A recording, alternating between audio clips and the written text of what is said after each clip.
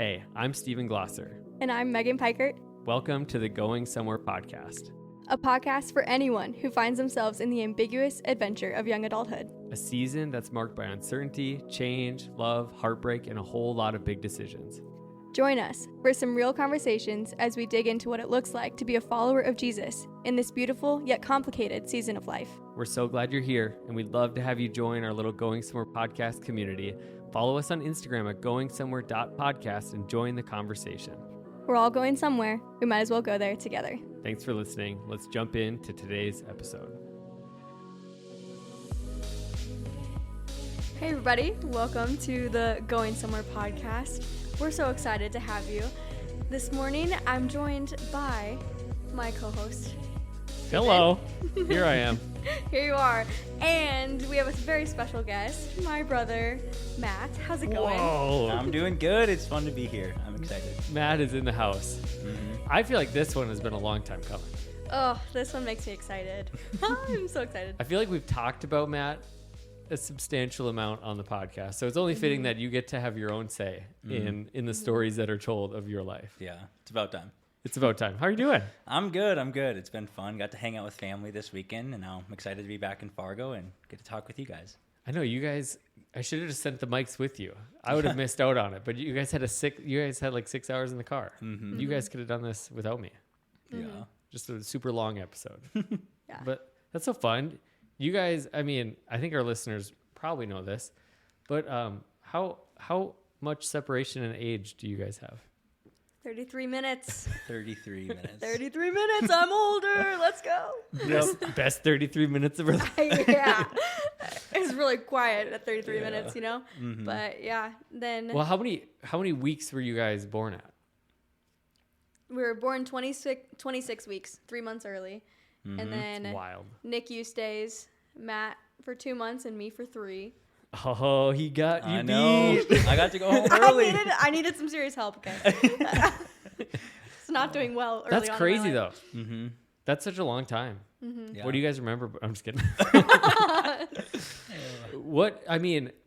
Were there any challenges like beyond that though? Because like that's very early, and my friend Ashley has a nonprofit called Dear Nikki Mama, and so I've been able to like see what her work is firsthand, and just the support that they bring. So like, Mm-hmm.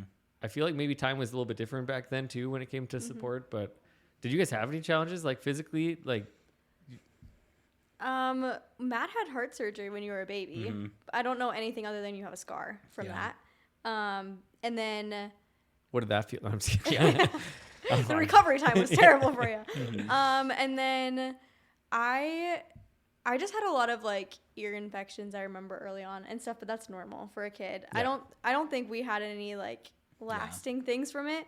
I'm just tiny still to this day. I was like a 1 pound baby. So That's wild. Yeah, Mm-hmm. absolutely crazy. I remember them saying that they would probably have to have, like they were talking about us, that we would have to have these large glasses for the rest of our life. And we both do have contacts, but I feel like it's nothing out of the ordinary. So our we got parents have pretty terrible lucky. eyes. So Yeah. that checks out. Exactly. That's crazy though. So you were 1 pound.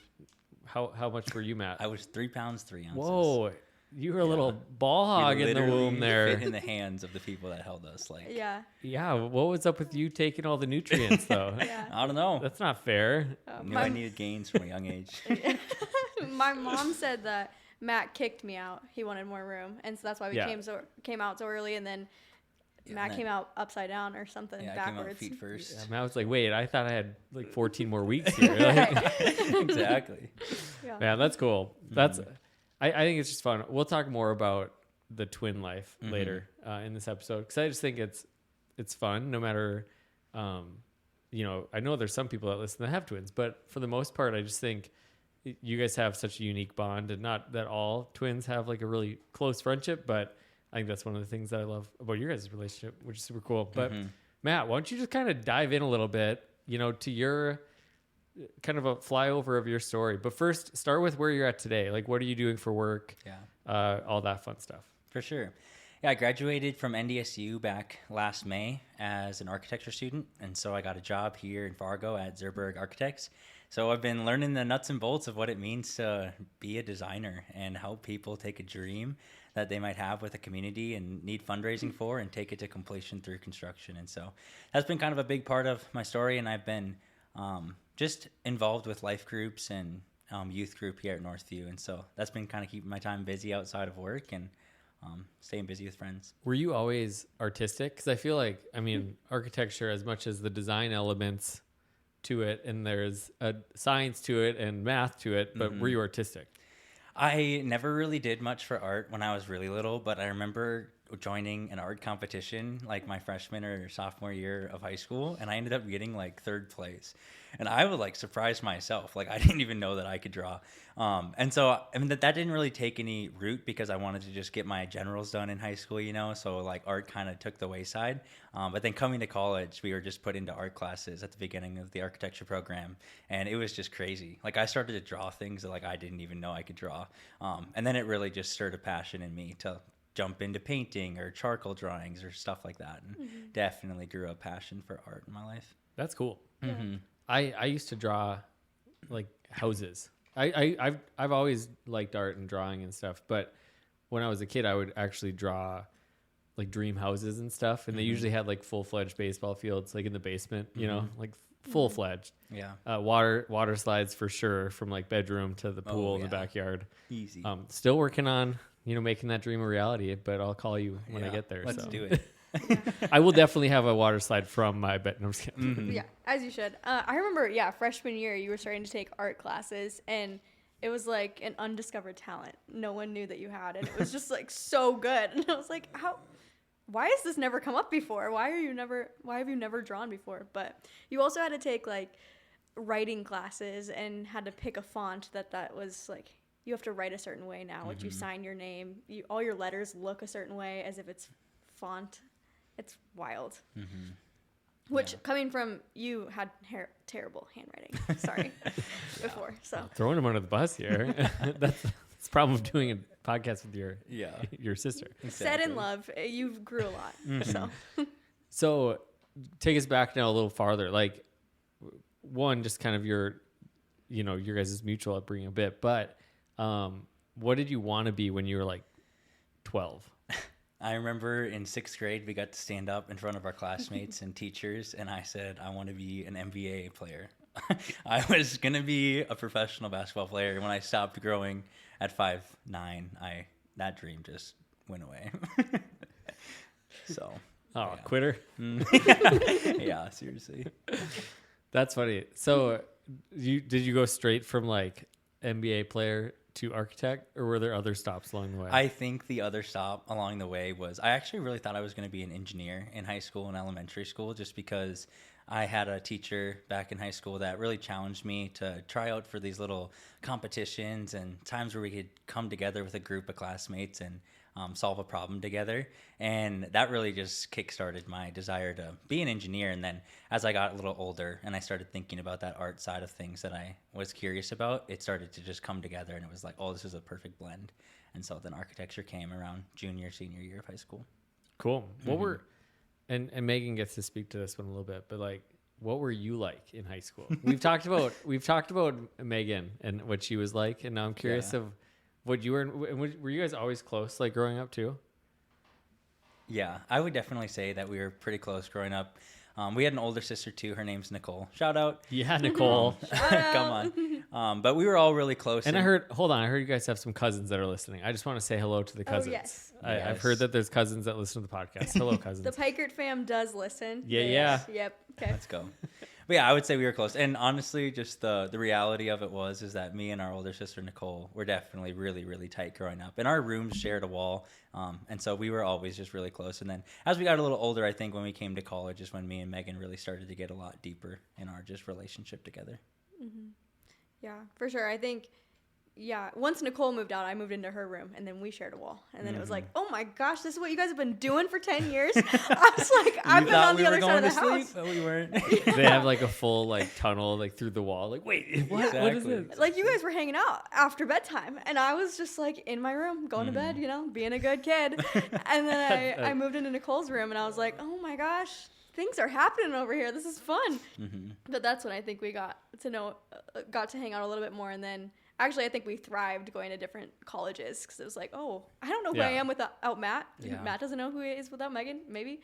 And so it was like, oh, you're not just right there to share a car, to ride to school, to do everything with anymore. So Megan, how would you describe Matt in just like one sentence, his just high school existence? high school existence. Oh, this stresses me out. I feel like I don't really remember you in high school. You have like such a vibrant personality now. In high school, you were friends with everyone, like to a T. You knew everyone's name. Everyone knew you. Life of the party, in the sense of, wrong word of party, but just like life of the room, I think. And you did really well in school. You loved it. Worked really hard. Talked you up a lot. Now how would you describe yourself, or like how you viewed yourself? Yeah, I mean, that's interesting to think about. I definitely valued my friendships and relationships a lot, and I really liked playing sports and just kind of being a person that people looked at too, and liked the person that they looked at, but I think that kind of was like wrapped up in who I like wanted myself to be, and I kind of didn't like it when people maybe had a view of me that I didn't think was right of myself. But so that was just kind of some feelings that I had back then. But I remember always like just having a super empathetic heart for the people that were just not doing so well, or the people that kind of got picked on. And that was like a huge motivator for me in high school, to always stand up for them and just be the voice that they just always felt like got hushed out and stuff. So that was a major thing. And I feel like that just grew into a lot of areas. That was like, me and Megan got to be a part of a mentorship program we were just talking about last night, actually. And just getting to be a part of a lot of different things like that, just because that was like a big part of what I wanted. And yeah. Shout out Mrs. Jennings, 5th grade, who picked us as mentors. If she happens to run across this podcast. Mrs. Jennings, if you're listening. We'll find her. I'll send a direct link, Exactly. And I know, for the listeners, they may not know, but faith wasn't a part of your guys' upbringing, or like it wasn't the main part by far. But what was that kind of like? Like, was it something that you were aware of, Matt? Like, oh, there is something more that maybe people in my life have, or that's talked about, or was it just something that was just totally avoidant and just not even something on your radar? Yeah, I would say for the most part, it was probably just not something that was really on my radar, because I had a lot of friends that, they went to religion every Wednesday and stuff, and they would talk about those experiences, but they would never really like invite me into it or anything like that. And I really just felt like I had no knowledge of like what that stuff was about. So I never like even asked more questions to those friends that were involved in that stuff. And I even remember one kid saying to me, well, what was the name of the person that crucified Jesus on the cross? And I was like, I have no idea. And he was like, you don't know? Like, how would you not know? And it was just like a simple thing, but I just had like a lot of insecurity when it came to like religion. And so I just didn't really ever want to partake in those conversations. And I also just kind of thought like, man, I'm a pretty happy person. So like, why would I need religion? That seems for like the people that are struggling or hurting or broken or kind of need some hope, that don't have any hope. And so I think back then it was just kind of like, I don't really need that, and I'll work hard and I'll put my best foot forward and I'll get a good career and make money and be comfortable. And that was just kind of like my perspective, I would say. Interesting. I think that we talk about kind of the God-shaped or the God-sized void, a lot when people don't know Jesus. And so is that something that you recognized later, or is that something that, how did that play out? Because you're like, I was happy, I was doing good, like it didn't feel like I need Jesus, and so do you remember kind of that wrestling, or maybe early in that journey? Yeah, I don't really know that I could have told you that I felt that back in high school, but I think as I came to college and I kind of got involved in some Christian community is where I started to realize that I had some of those holes in my heart, of just identity struggles where I wanted people to think of me a different way, or I just didn't like myself for whatever reason that might have been. I think I started to feel those and start to recognize that I don't need to work harder to fill that gap, but that's actually a hole in my life that God wants to come and meet, and he'll do that through small group and different stuff like that. So I think it was kind of when I started to like open up and just be more vulnerable with community that I started to realize that I maybe had some of those holes that I wasn't aware of. Yeah.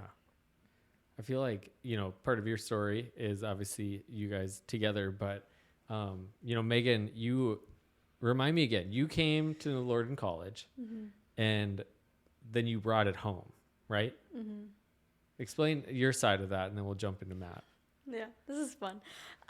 Yeah, I met the Lord September of my freshman year, both of our freshman years. The whole twin thing, you know. Right, yeah. We're the same age.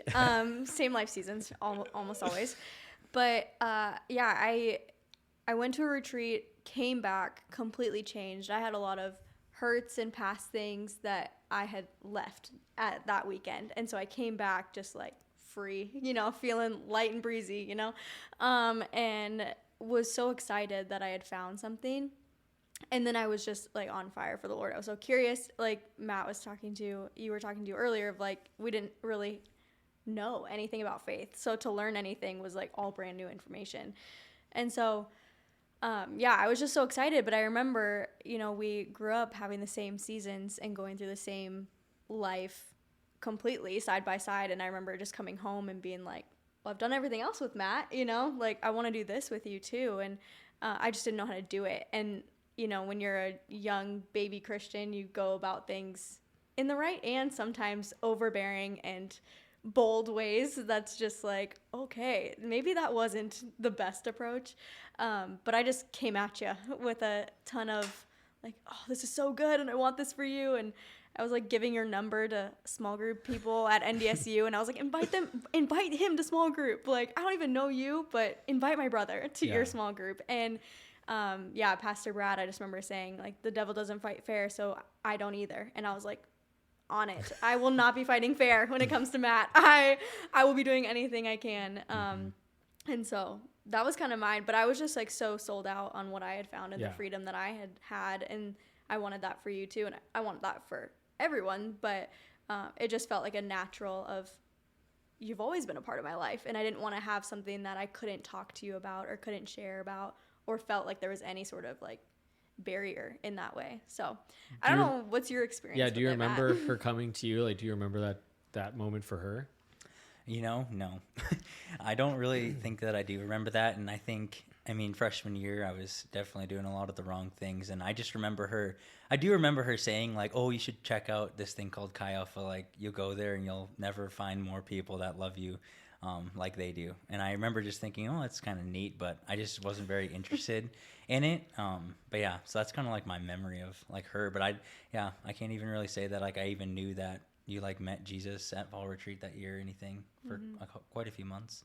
So what was like the change for you then? The change for me was really like my friends in my architecture classes. I had just built a relationship with one of them, and he was just a great friend. Like we would just talk. He would help me. He was incredible at art. And so a lot of the time when I was learning at the beginning of that year, he would just help me through a lot of things. And he was just hilarious. Him and his roommate, they would just like laugh and talk, and we would hang out all the time. And little did I know that they had been going to Chi Alpha all year. And they were like, hey, you're already hanging out with us like every Tuesday. Like you're here from after class until like 7 p.m. And then you like leave and we have small group. So if you're ever interested, you could just stay in our room. And we'll be having a Bible study. And I just remember being like, yeah, but I think that's just more for people to come and bring their knowledge and stuff to the table. And I just don't really feel like I'm very good at that. Or I've never even read it, so I don't really know how I could add to the conversation of a Bible study. And they were like, well, that's actually just not what it's about at all. So it's just a place for us to come and share our lives and our insecurities and the brokenness that we've walked through, and just seek and read God's word and learn from it together. And there's no levels in this, but like we just want to like do it together. So if you're ever interested, you should come. And I remember that was just kind of like the moment where it started to be like, okay, I want to go. So I don't know why I wouldn't go when Megan asked me, but as soon as these friends that had just desired to love me and spend time with me asked me, that's when I started going. I feel like that's so normal though, you know, like the whole sibling thing, family thing. Like we don't always, but I think the cool thing is like the seeds planted and like the conversation started, and like God works all those things out in our stories of like readying us and preparing us, and he sends different people in our life that like take that next step. You know, like the Bible talks about Apollos planted, or Paul planted, Apollos watered, but God's the one who makes it grow. And I think sometimes we get to be a part of like the planting or the watering, but sometimes we don't, and we don't get to be a part of the harvest, but yet God makes it grow. So I just think it's cool. Like you having the burden for Matt and just praying for him and trying to do whatever you can, you know, but I think it's cool also in the sovereignty of God. It's like, I think that's the cool thing that we need to always remember. God was like, Megan, I'm on top of it. Like, I'm working too. I'm working just as hard as you. Like, you're not working harder than I am. I think I needed to like, know that. I love him more than you do. And I think as like siblings that are close, that you want the best for him. I think that's a kind of a cool thought of just like, even the intense desire you had for Matt to know Jesus, like his desire to know Matt in that way was far greater, you know? Yeah. And I think also where it shifted for me, because it was like a hard lesson to learn, was that like I'm not going to be the one, you know, like you have to make the decision for yourself to go to Bible study and to do all the things. But I remember sitting with a mentor, I don't think I've ever told you this, just being annoyed that like you weren't doing what I wanted. Like you just weren't doing it. And I was like, why not? And she just looked at me and she goes, are you okay if you're not the one to do it? And I was like, oh. And, you know, she was like, are you okay if you're not the one to invite him that he accepts? And you're not the one to like pray the salvation prayer with him. Like, and she just like really got at the root of pride in my life. And that's where it flipped for me from, instead of evangelizing your ear off every Thursday in your dorm room, it was like, okay, I'm just going to pray for you like as much as possible. And that's when, you know, my small group started praying every week for you. So it was like every time you would go to Chi Alpha, I'd go back to my small group and be like, you went to Chi Alpha. And they're all like, yeah.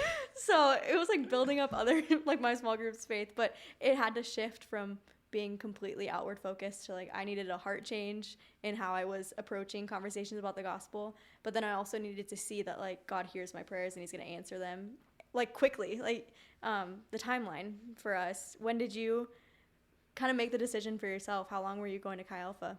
And I started going around like right after fall retreat or so. So it was like November. And then I really got serious about it at SALT that year. So around January. That's cool. So obviously community and the small group and the guys in architecture, like those played a pretty big role in your life. Like how has community impacted your relationship with the Lord? Yeah. I mean, I think it's been not just about everything.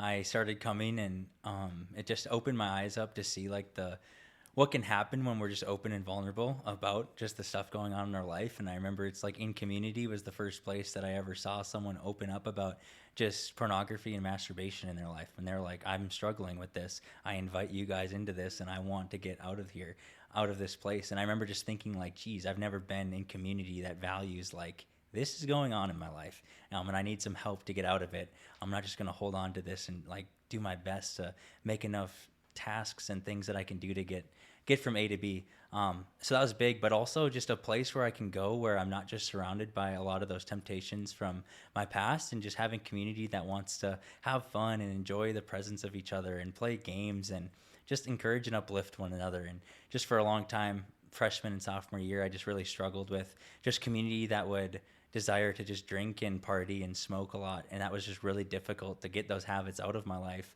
when my community was still very full of that. And then I just started to really see how like that group community just like creates an identity that like I want to come and submit to and be a part of. And then all of a sudden it becomes like part of my identity. And then I started creating that community too.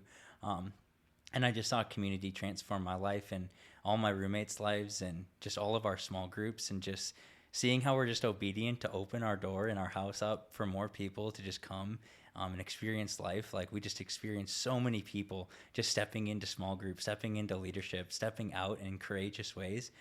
And so just all sorts of ways that I saw community just really be like the catalyst for just people stepping out and taking a next step in their faith in college was huge for me. That's cool.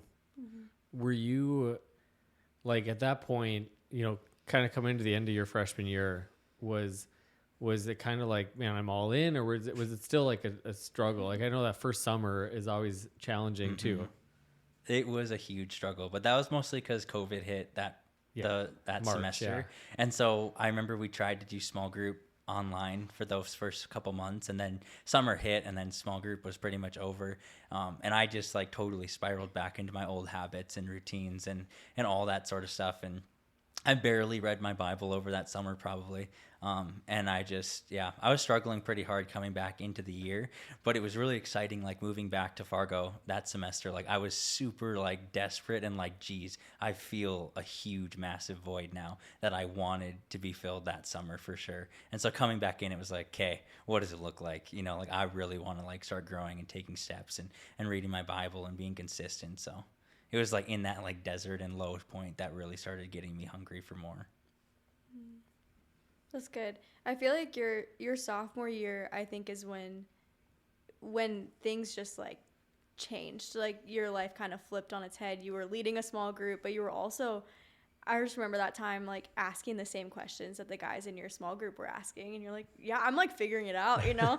And I think that was like such a cool, unique part of your leadership is you were really a leader before you were ready, which is like, you know, the common saying, like, God doesn't call the equipped, he equips the called. And I just saw like that whole year of you were really taking it with your small group of like, we are going to figure this out together, and I'm going to learn right alongside you. And I think for me looking at your life, it made you into the person you are who leads with such humility.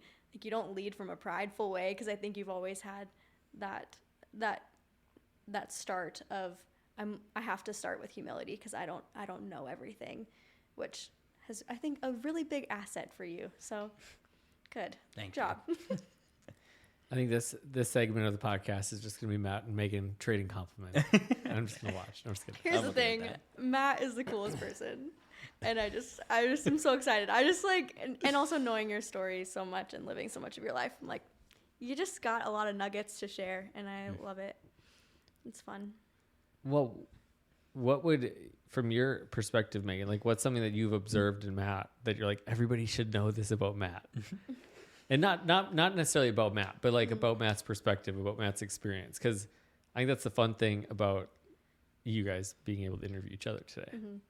See, you were just like, they're just trading compliments, but now you're asking me to compliment him. So, yeah, I think for me, the thing that I admire the most that I think people can really emulate or strive to create a rhythm in your life is just how disciplined you are, which I think you've actually disagreed with me on this at some points. You're like, I'm not the most disciplined person, but I look at your life and the intentionality like that you have with community and with reading your Bible, and there's just a level of discipline. It's like, I don't do this because I really want to. Like, I don't want to wake up at 6 a.m. and go to CrossFit, you know, some days. And I don't want to go to work out after work. I don't want to read my Bible. But you have created such a hardcore discipline that's like a willingness to just deny what you want for what you need. And it's been really challenging for me because then I'm always like, Matt's probably reading his Bible right now, or Matt's probably already done it. And it's like a healthy comparison, and I don't do that too much anymore, but I used to. And I was like, oh, shoot, I should read my Bible because Matt's going to ask me the next time we're riding in the car for 6 hours. And he'd be like, what are you reading? I'm like, I need to have read something. So, but I just think that it's like something that discipline, I think, kind of gets a bad rap sometimes of like, I just don't want to do it today. But discipline breeds a love for what you're doing, and it's where you find like the gratitude and the perseverance to keep going. And so that's something that I don't know if you would necessarily agree with me on, but I see that emulated in your life, and I think a lot of other people would maybe say the same that's in your circle. So what does that look like? Or like, how would you describe that for yourself? Yeah. Well, I think, that kind of really all started, I think it was junior year, or maybe it was sophomore year, but I did a book club with a couple of guys from another church in town. And it was just called Disciplines of a Godly Man.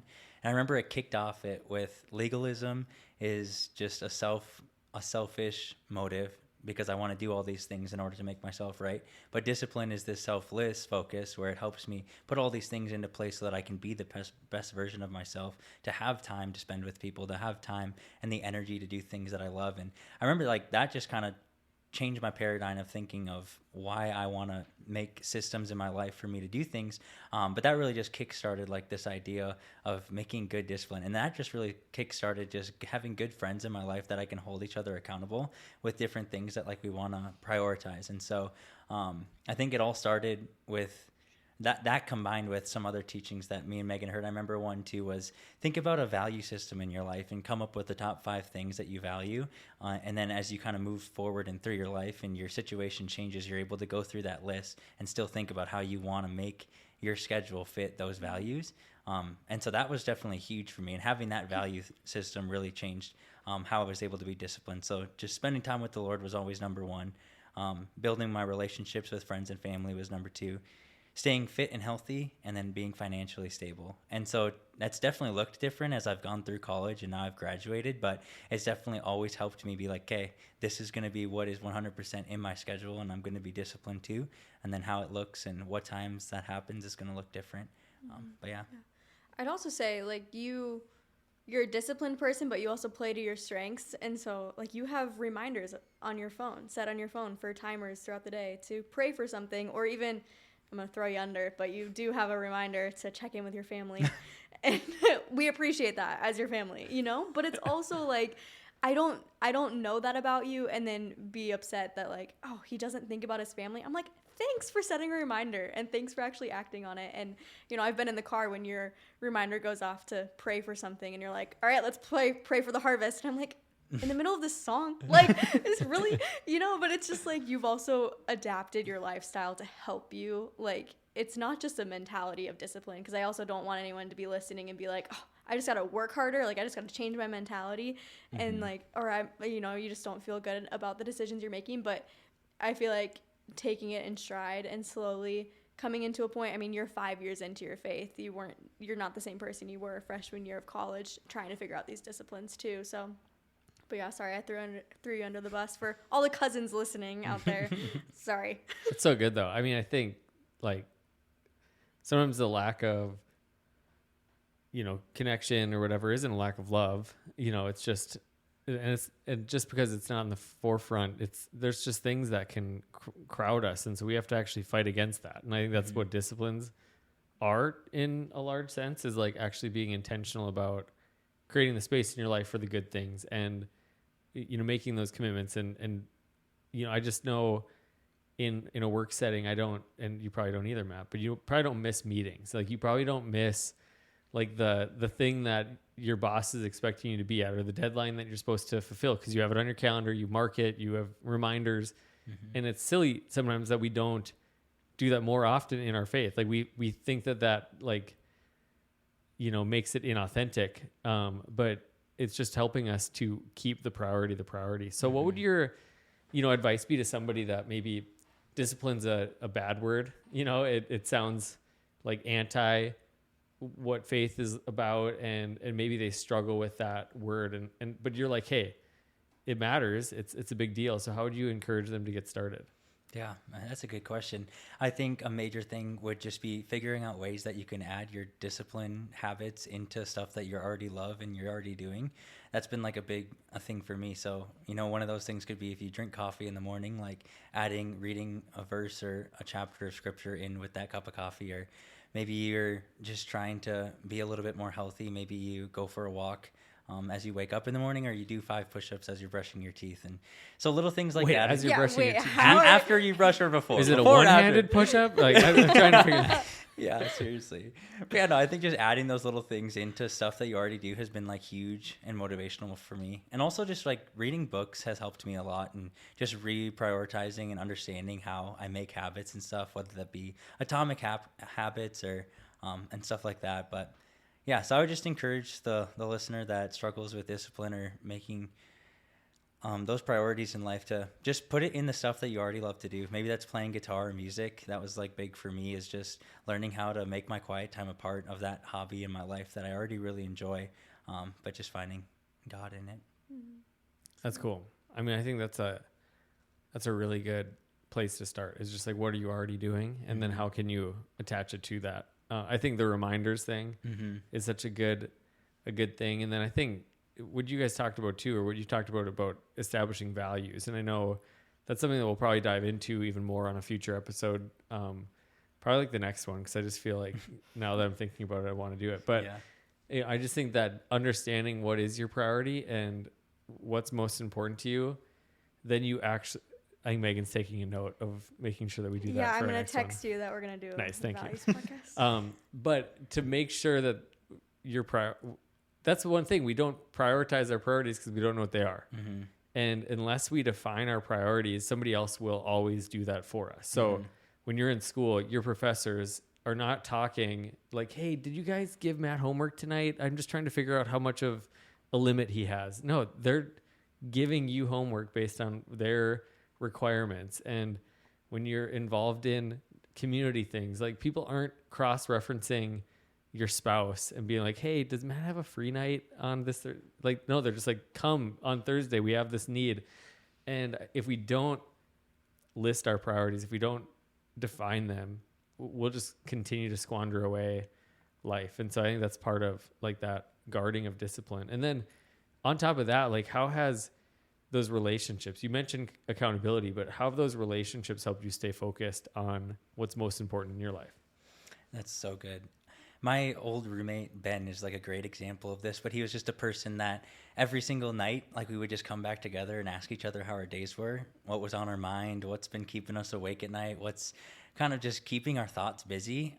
And so just having people in my life that can ask me questions intentionally has been like huge for just staying disciplined and just staying focused on like the things that I want to be focused on. Cause it's like, kind of like you were saying, like life can just kind of start to step and you just start to drift and kind of go along with it, whether that's through work or you're just really busy with just things that you're doing in your day and you're just wanting to be disciplined in all these things. I think having people that remind you of the importance of what you're trying to be disciplined in is huge. And also just being in godly community, whether that's a life group or whatever it might be, but just having people that are like, oh, every time we come together, we're praying. Every time we come together, we're telling each other what we've been reading in the Word and all this stuff. It just leads to so much more focus and attention, because it's like I will just start to drift if I'm not focused on the things that I want to be growing in. And all of a sudden it'll be 6 months later and I'm like, man, I did want to get better at that thing, but I'm just not really taking a step. So I think just continuously putting things in my life that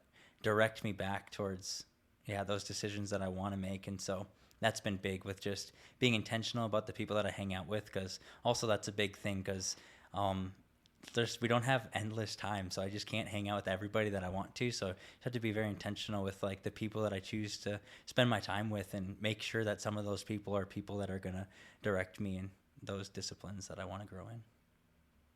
Cool. That's big. What's an area right now that you are like actively trying to grow in? Because I think that's kind of fun too, is like there's times where you get out of the college phase, because now you're not in college, where I think there's a natural level of like, I'm trying to grow my faith, but I'm really trying to grow in architecture. And I know that that's a career that you're always learning and growing, but what's an area of your life that you're really focused on growing in this season? Yeah, that's good. Right now, our life group is really trying to grow in biblical masculinity. And so just being men that are equipped, eager and excited, good at leading, doing that through humility. And like something we've been coming back to is that Jesus was the lion and the lamb. And so that means he was harsh and righteous about things that he cared about, but he was also extremely gentle and lowly in just his conversation. And so we've been just growing as a group and making lists and goals to just grow in our spiritual life, to grow in our physical life, and to grow in our mental life. And so that's definitely been a big area that we've just been trying to grow. Cool. Just men of God. Like we just want to become faithful and just grow together, and just leaving a legacy in people's lives where people think about us as just people who push them more in their faith and led groups, and we're the first to go in all these situations. So definitely growing as just like biblical men is a big area right now in our life. That's cool. Yeah.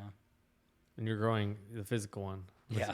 Every day. Big CrossFitter. I love it. Mm-hmm. Like the second, I don't know, it was like the last time we went home or something, Nicole, our sister, looked at you and goes, oh my gosh, you're like built, which she doesn't see you every day, or at least once a week. So I was like, I didn't really notice, but she was like, no, he's like getting jacked. Mm-hmm. So. Way to go. That's the goal. That's the goal. That's awesome. What's something that you're like excited about in your life right now? Yeah.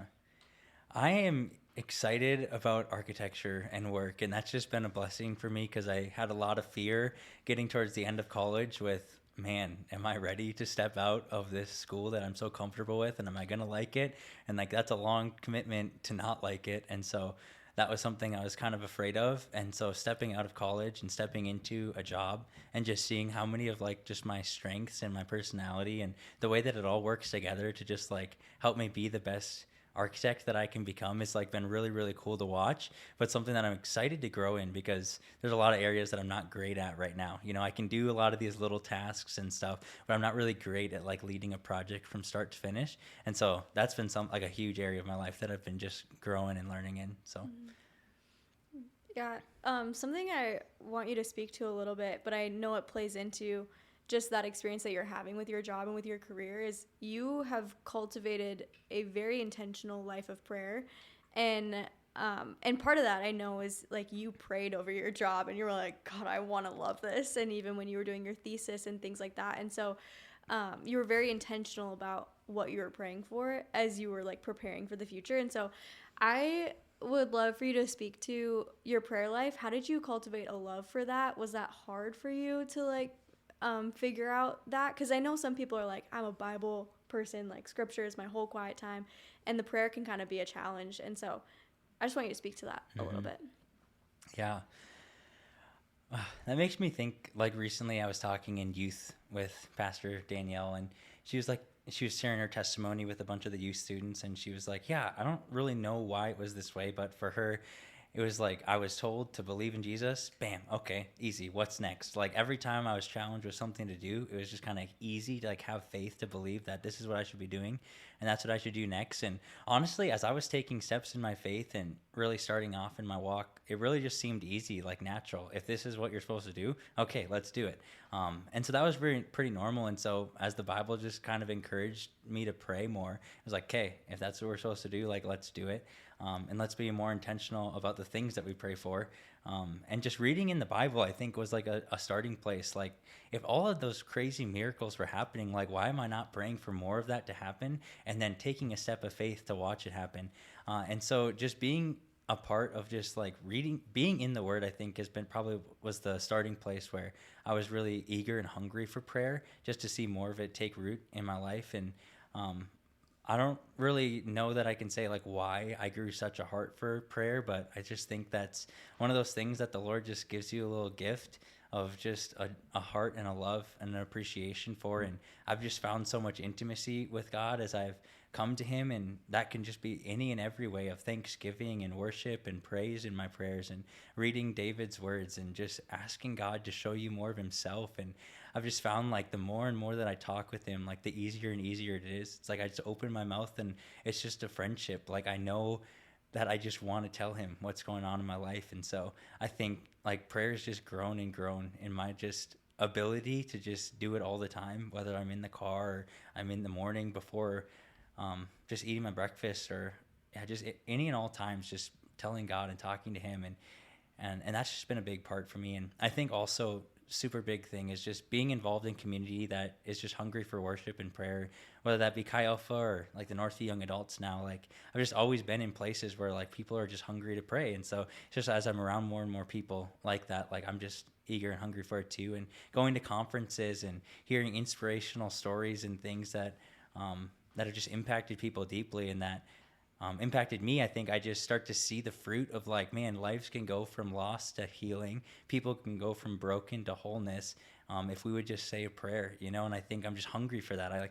Why would I want to like live my whole life and not see people healed, you know? And so I think that's just been a big thing, just asking God for more of that. And even in the place of like, I don't feel like I'm not praying that much right now or whatever it might be. I'm just like, God, help me just see more opportunities to pray throughout my day. Maybe that's just by myself in my head at work, or maybe it's stepping out and praying for someone too. But yeah, that's been kind of my journey, but It's good. I feel like, yeah, your prayer life is something that is inspiring. And, I think too, that partners with your humility. And I just like really appreciate you. I know she gets to brag on you all the time, but I like to brag on you too, because you're just the real deal. And as we get to hang out and be friends, like it's just so fun to see like God's hand on you. I mean, I just remember going back to RIP. What was that Chinese place that we would eat at all the time? Mandarin Kitchen. Mandarin Kitchen. Shout out. Come back. But just those times, like, just there's always this hunger. There's always this just desire to know the Lord more and to be used by Him, and just your fire lights other fires. And so I just think it's really fun to see all that God's done in your life, and it is doing. And I know we've got a couple questions, but I do want to play a quick game of twin telepathy. Oh yeah. I've not primed you guys on this at all. And I'm just kind of, my brain is just catching up to me. So, all right, I'm going to say a word. Or I'm going to ask a question. You guys have to, on the count of 3, say the same word. So what I'm going to do, that was a hard turn I'm so stressed. from like this really amazing conversation. I just felt like I needed to do this. I don't know. Absolutely. So, all right, we're going to do, the first one is going to be one word that describes Megan. And so you guys are both going to, you're both going to say a word at the same time and just see how close we can get on the twin telepathy. Oh, no. Do you guys have your words in your brains? I have 2 words. I don't know where you're going. All right, you got to pick your word. Okay, I'm going to count down. I'm going to go 3, My 2, 1. heart's racing. All right, Okay. ready?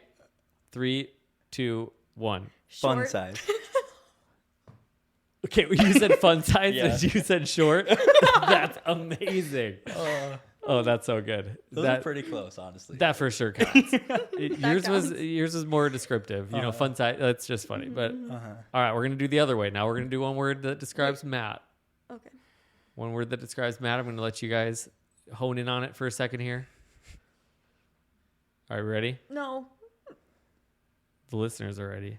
I'm just kidding. Okay. All right, 3, 2, 1. Joy. Happy. You- I hesitated. Yours was a little delayed. It was was a little delayed. But I think we'll count it. Joy and happy. That's a great one. Okay, now we're gonna do one more. Just as the last one. Think of an animal that describes your childhood. I don't know why I'm asking that, but that's why I'm asking it. An animal that describes your childhood. All right. Okay. Are we ready? Okay. 3, 2, 1. Cows. Dang it! I literally had that in my head. I was I gonna was say like, cow. it's horse or cow. We I both know went it. farm animal. Yeah. Oh, that was fun. Thanks for doing that for me. That was important for me. So Can we do one for you? Matt, will you text Steven a number? Right now? Yeah. wait, what are we doing? We're doing twin telepathy. Okay. And He's he's texting. gonna text Okay. Steven any number. And then you are going to try to guess that number. Yes. I feel like, I don't want to be skeptical, but I feel like this could be staged. I feel like this could be What staged makes you think that? because Why would you think this could that? be like a party trick that you had your whole life. Okay, Megan, what number did Matt text me? Did he send you 8:15? He did. He did send me 8:15. He did. Also, if you were to ask, see, I'm gonna spill all of our secrets. If you were to ask Matt, okay, tell me a word, and Megan's gonna have to guess the word. Ready, Matt? Yep. 3, 2, 1. Oranges. Plural. Okay. Plural. That's great. So those are our 2, because people ask You twin do have- telepathy yeah, all yeah. the time. So we got 2 in the back of our pocket, just Yeah. in case. You guys did pretty good though on the non-primed Yeah. version. Right. So way to go.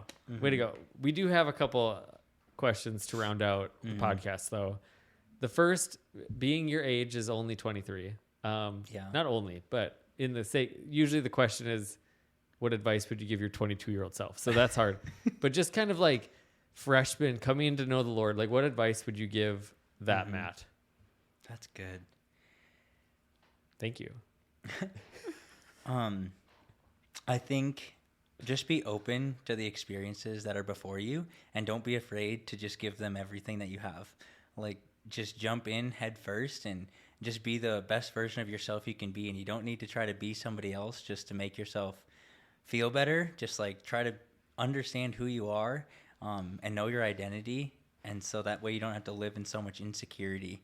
And I just encourage you, like you can find joy in the mundane of just friendship and class and just so much optimism and all that stuff. And that's definitely things that I experienced as I went through college, but definitely something that I would just encourage that like younger version of myself. I was just kind of like a little bit more self-pity and just had some insecurity coming into college. So I would just speak right to those insecurities and say, you are awesome. And like, you're exactly the person that you're meant to be. And you're just going to do some awesome things here in college. And so just make the most of it. That's cool. Want to hit him with the last question?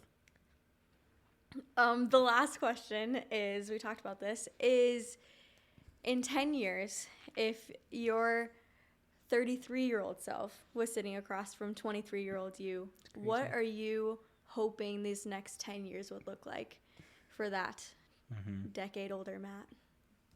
That's crazy. You know, I hope that they're just full of faithfulness and consistency, and just like building history with the Lord. And I don't know what that's going to look like totally, but it's definitely looked a certain way through my time in college and having so much time in life groups and stuff. But now that I have a job, it's like time goes a little bit quicker, and all of a sudden things happen. And I'm like, man, it's just easy to kind of drift and get a little bit stuck in just the mundane of life. And so I hope in 10 years that I can look back on just, I'm a big Bob Goff fan, so just a life full of whimsy and excitement and just pursuing the things that I love and always seeking to share the gospel in different ways, whether that be with coworkers. And I just hope that in 10 years I'm praying more consistently for people who are hurting and broken and seeing miracles happen day by day and walking in the prophetic and taking steps to just see God's power move in my life. And, you know, I hope in 10 years I'm married at that point and just doing life with somebody where we're holding each other up and pushing each other on and just the endurance to run the race that God's put before us. And I just hope that we're able to do that together in just such a joy-filled, exciting way that just brings excitement to building families with God. That's just something that I feel like I've seen a lot of in my life, is that life with Jesus is boring and that it's just this thing that helps you live a decent life. But it's like, I just want there to be excitement when people think about building families with Jesus. And so I just hope that's where I'm at. That'd be awesome. We do have one prerequisite for your wife, is that I have to be friends with her. Yes. So yeah, I already tell people that when I'm at like relationship panels or anything like that for Chi Alpha, I'm like, I mean, they gotta like Nicole and Megan. So that's a prereq. I love that. And I know, you know, we were all together about a week ago at our house, and we were talking about like that for Megan, of just like whoever that comes in, like we have to be best friends with them. And it's the same with you, you know. Exactly. It's super fun. But man, this is so fun, and that vision that you just shared for your life, I just think is super inspiring. And you know, to that person that is in their 20s, like that, what a great kind of picture to paint. And I want that to be different for everybody, but that's just really inspiring that like there is a lot of mundane, monotonous in that 10 years after college. In a lot of ways, you're settling into jobs, and you know, as much as kids bring a lot of novelty to your life, but it's the same novelty. It's a lot of doing those same things, but there is so much joy in it, and it can be like the greatest adventure of all time. So fun. You guys both inspire me, encourage me. This was like a dream come true for me to have both Peikerts on at the same time. What a fun day. Come on. It's a dream come true for me. I remember when you started your podcast, I was like, maybe 10 years I'll be ready. Here we are. What the heck? That's awesome. No, you're here. You made it. Yeah. Made it. You've peaked early in life, I think. Yeah. So. Good luck accomplishing anything more significant than this. Come on. No, but thanks you guys so much. This was so much fun. And thanks to everybody listening to this episode of the Going Somewhere podcast. Hey, there's been a lot of them before this. This is episode 71. So you've got some catching up to do if this is your first episode. But make sure you subscribe, like the podcast, wherever you listen, do all that stuff, and come back next week for another episode. We're all going somewhere. We might as well go there together. Have a great day. Love you, Matt. Love you, Megan. Love you guys. See ya. Bye.